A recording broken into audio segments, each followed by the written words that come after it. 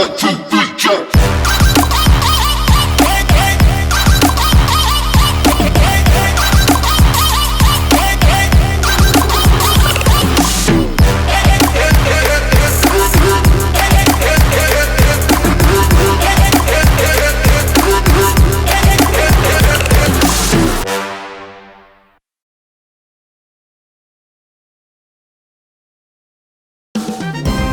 Het belangrijkste nieuws uit Curaçao in het Nederland. Extra Journaal, vers van de pers.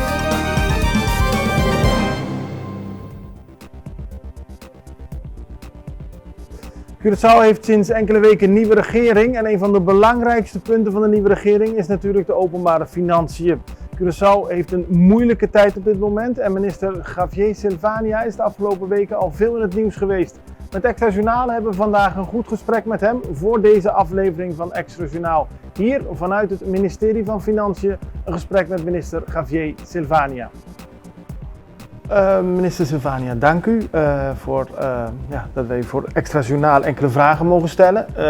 Ik denk dat u ministerie misschien wel het meest interessante, maar tegelijkertijd ook moeilijke ministerie op dit moment is. Als ik me niet vergis, want u wordt minister, u heeft alles al gehoord in de media, in het parlement en dergelijke, maar dan zit u daadwerkelijk als minister en dan ziet u hoeveel geld we nog hebben op de rekening. Bent u geschrokken?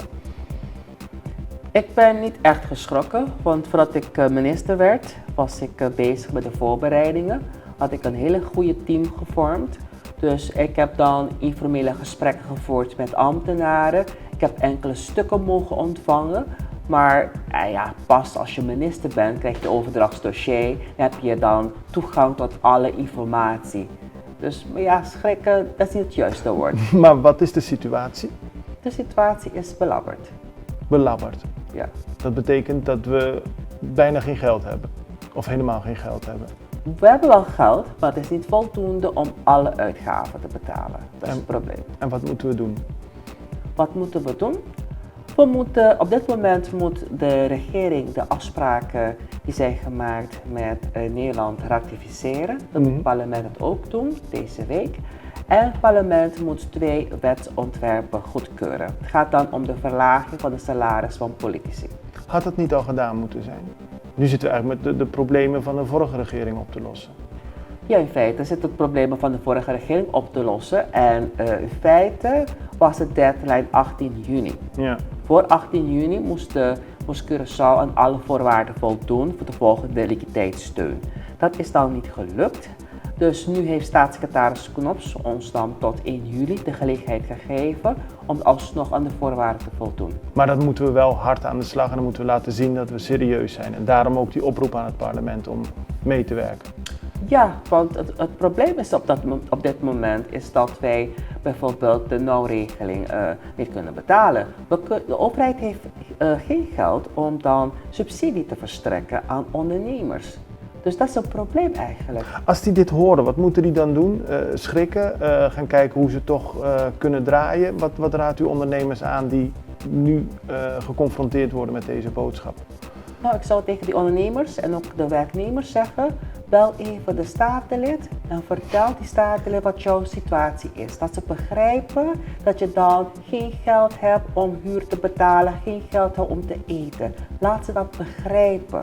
Want dat is het probleem. Er zijn veel mensen die het lastig hebben op Curaçao, die het moeilijk hebben.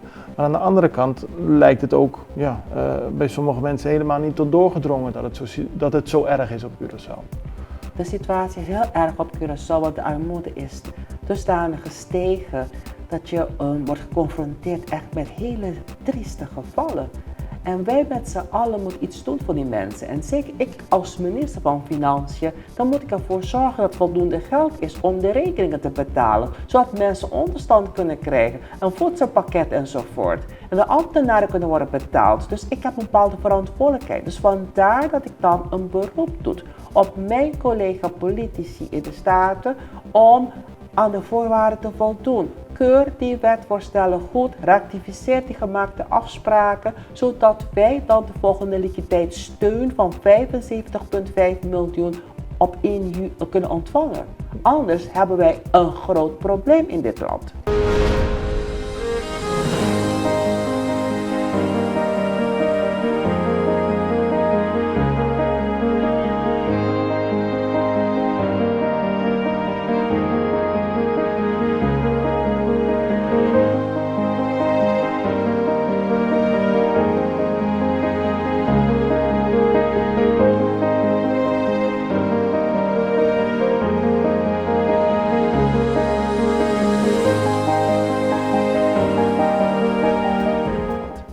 Maar daarmee is het probleem natuurlijk ook nog niet opgelost. Als we dat geld Tijdelijk, voorlopig. Hè? Ja. Ik overleef nog een paar maanden met dat geld, maar het is niet voldoende tot het eind van het jaar. Dus vandaar het totaalbedrag van 168 miljoen is goedgekeurd. Hè?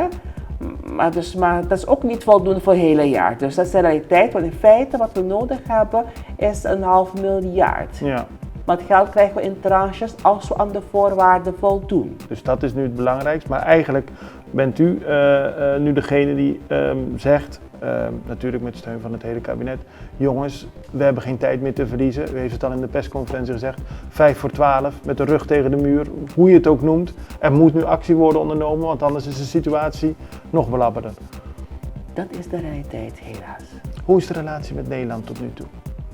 De relatie met Nederland is goed. Op dit moment zit mijn team van deskundigen aan tafel met de ambtenaren van Binnenlandse Zaken om te onderhandelen over de KOGO. De relatie is goed, maar het gaat om moeilijke onderhandelingen. Ja, het is niet makkelijk. Als KOGO, dat zal niet morgen klaar zijn, daar moeten we aan werken. We hebben geld nodig. Zijn er mogelijkheden om op andere manieren geld binnen te krijgen? Ja, bijvoorbeeld op dit moment heb ik dan het team van de ontvanger versterkt. Zodat het geld dat op straat ligt wordt geïnd. Stichting BAP zal 50 nieuwe medewerkers krijgen om controlewerkzaamheden te verrichten. Zo kunnen we door. Ze hebben verschillende maatregelen genomen om de inkomsten te verhogen. Dus de mensen die geen belasting betalen, de bedrijven die geen belasting betalen, die dat wel zouden moeten doen, die moeten nu ook gewoon zorgen dat we weer geld in het laadje krijgen. Vandaar dat je controle nodig hebt, extra controle en ook agressieve inning. Agressieve inning, wat houdt dat in? Wat kunnen we verwachten? Ik wilde zeggen wat kan ik verwachten, maar wat kunnen we verwachten? Nou, ik zou zeggen tegen een ondernemer die belastingschuld heeft, neem contact op met de Belastingdienst. Tref een regeling, want met de ontvanger kun je praten. Maar als je een regeling hebt getroffen, dan moet je ook dat nakomen. Ja. En wat vaak gebeurt op Curaçao is dat mensen een betalingsregeling treffen. Ze betalen 2 keer en dan stoppen ze met betalingen. Ja. En als er ook andere ondernemers die heel bewust belasting ontduiken. Vandaar dat we dan de controleapparaat moeten versterken, zodat er meer controle plaatsvindt. Want het geld is er wel. Want mensen denken er is geen geld in dit land. Dat is niet waar. Ik zeg altijd tegen mensen, ga even rondrijden en dan zie je wat de rijkdom is. Die is er voldoende. Ja. Maar het is niet de bedoeling dat de mensen die netjes hun belasting betalen daar iets van merken. Het gaat echt om de mensen die gewoon in gebreken blijven bij het betalen van de belasting. Precies. Dat goed begrijp. Ja. En die kunnen beter zelf contact opnemen met de Belastingdienst voordat ze iemand aan de deur krijgen. Ja, dat is de bedoeling. We leven in een moeilijke tijd. Iedereen moet een bijdrage leveren aan de schatkist. Hoe vindt u het tot nu toe als minister? Dat is een uitdaging. Ik geniet elke dag van mijn werk. Dat is mooi. Dank u wel.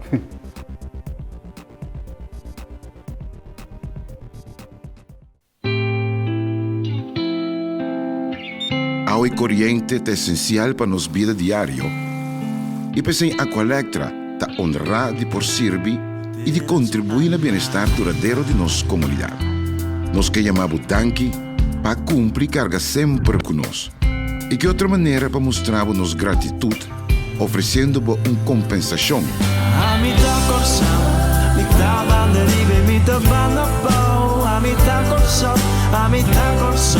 Coração chiquinho no meio do mundo. Se a botar coração, não tem importância botar ela blow. A botar coração, botar me em lugar especial. O perseguir registrar y aplicar tranquil via aqualectra.com/dankinabo of llama 0800-0135. Junto, nos te contribuir na mejor Curaçao. Het belangrijkste nieuws uit Curaçao in het Nederland. Extra Journaal, vers van de pers.